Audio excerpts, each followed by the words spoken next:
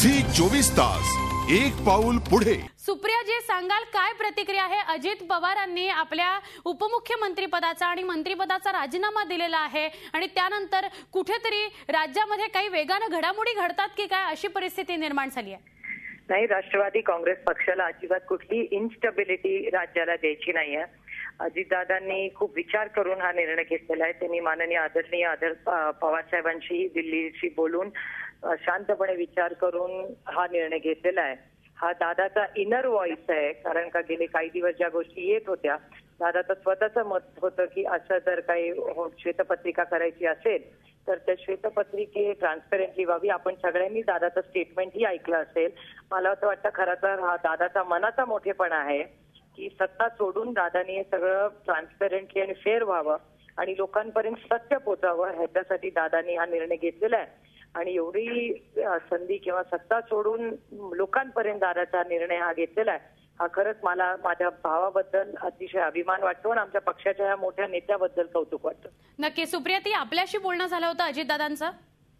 हो, दादाचं माझं बोलणं झालं होतं। बरं सुप्रियाताई, हाच मोठेपणा जो जसं आपण म्हणताय की अजितदादांनी हा मोठेपणा मनाचा दाखवलेला आहे, कुठेतरी छगन भुजबळ आणि सुनील तटकरेंवर खूप गंभीर आरोप होत आहेत, तर ते सुद्धा असं पाऊल उचलणार का किंवा अशी हिंमत दाखवणार का? नाही, आदरणीय भुजबळ साहेब आणि माननीय तटकरे साहेब या दोघांचेही जे काही असतील तर अर्थातच ते सिनियर नेते आहेत आणि जो संयुक्तिक असेल तो निर्णय ते घेतील।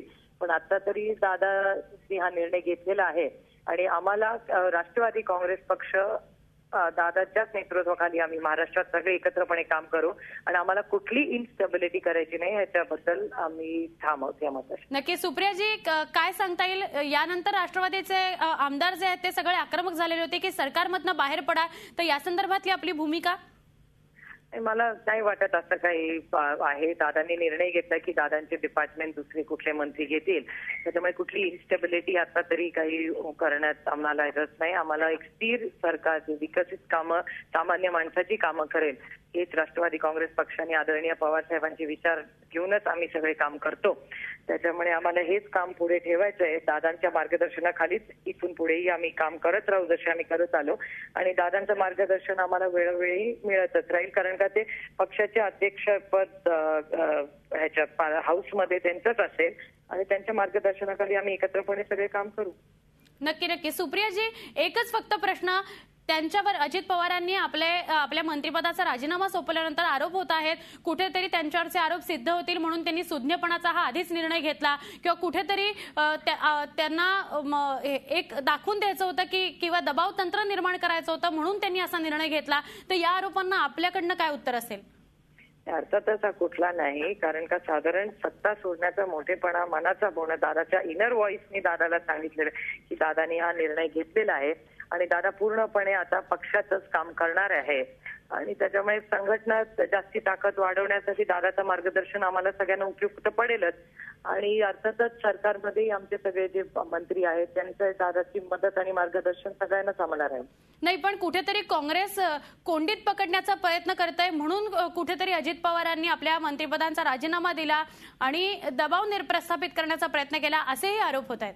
नाही, कसं आहे, आरोप आणि प्रत्यारोप होत राहतात। आता प्रत्येक आरोप आणि प्रत्यारोपात रिॲक्शन देण्याचा खरं तर आम्हाला वेळ नाही, कारण आम्हाला सगळ्यांना आमच्या मतदारसंघात खूप कामं आणि जबाबदाऱ्या असतात, आम्ही त्याच्यातच सगळे बिझी असतो आणि बाकीचे पक्ष काय करतात हा त्यांचा वैयक्तिक प्रश्न आहे। सुप्रियाताई, फक्त सांगाल उपमुख्यमंत्री आता पुढचे कोण असतील या संदर्भात काही चर्चा होताना आपल्यापर्यंत पोहोचत किंवा होताना दिसत आहेत का?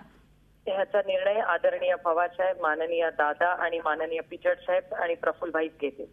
धन्यवाद सुप्रियाताई, एवढ्या सविस्तर बोलल्याबद्दल। राष्ट्रवादीच्या खासदार सुप्रिया सुळे आपल्याबरोबर दूरध्वनीवरून संपर्कात होत्या।